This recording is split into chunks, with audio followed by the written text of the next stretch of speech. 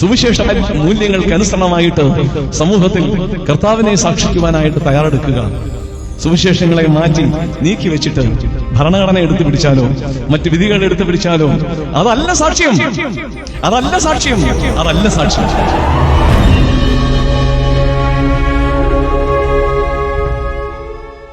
എന്നാണ് ബോധമുണ്ടാകുന്നത് നമുക്ക്. നിങ്ങൾക്ക് തോന്നിയേക്കാം ഞങ്ങളോട് തിരുമേനി ഇത്ര ഘോരഘോരം പറയുന്നതൊക്കെ നല്ലത് സുന്നതോസിൽ പറയുന്നതല്ലേ എന്ന്.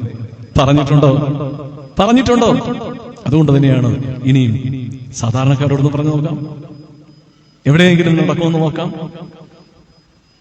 കേരളത്തിലെ എല്ലാ ഭദ്രാസനങ്ങളിലും പള്ളികളിൽ വിധികൾ എക്സിക്യൂട്ട് ചെയ്യാനായിട്ട് ചില നിർദ്ദേശങ്ങളൊക്കെ ഉണ്ടായി.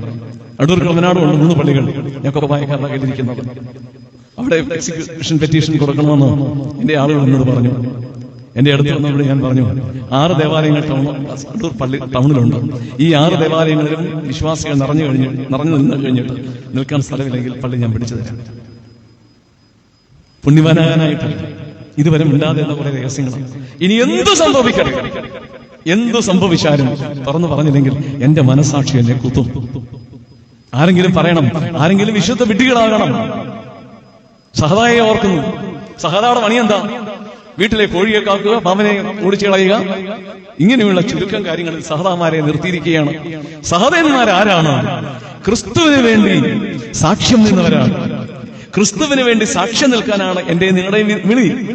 ആ സാക്ഷ്യം നിർവഹിക്കേണ്ടത് ഇന്ന് രക്തം ചൊരിഞ്ഞുകൊണ്ടല്ല, മറിച്ച് ക്രിസ്തു പറഞ്ഞിരിക്കുന്ന ചില വിട്ടുവീഴ്ചകളും സമാധാനത്തിന് വേണ്ടി 1 അല്ല 7 അല്ല 70 വട്ടം ക്ഷമിക്കണമെന്ന് പറഞ്ഞ കർത്താവ് അത്രയൊന്നും സാധിച്ചില്ലെങ്കിലും, ഒരു തവണ ക്ഷമിക്കുവാൻ സാധിച്ചില്ലെങ്കിൽ എന്തിനാണ് നമ്മൾ ക്രിസ്ത്യാനികൾ എന്ന് പറയുന്നത്? എന്തിനാണ് ക്രിസ്ത്യാനികൾ എന്ന് പറയുന്നത്? നിങ്ങൾ ഓർക്കണം, സ്വാതന്ത്ര്യം കിട്ടിയപ്പോൾ കേരള സംസ്ഥാനത്ത് 27% ക്രൈസ്തവരായിരുന്നു. ഇന്ന്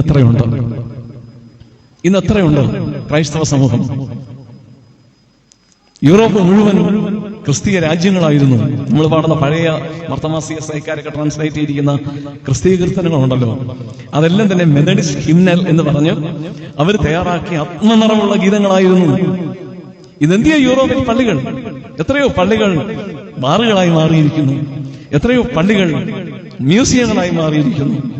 നമുക്കറിയാം, പോപ്പിന്റെ തെരഞ്ഞെടുപ്പൊക്കെ വന്നപ്പോൾ നിങ്ങൾ സോഷ്യൽ മീഡിയയിലൊക്കെ കണ്ടു, ഇത്ര കോടി ജനങ്ങളുടെ അധിപനാണ്, ആളുകൾ തിങ്ങിക്കൂടുന്നതൊക്കെ കാഴ്ചയുണ്ടത് ശരിയാണ്. പക്ഷേ പോയി നോക്കണം,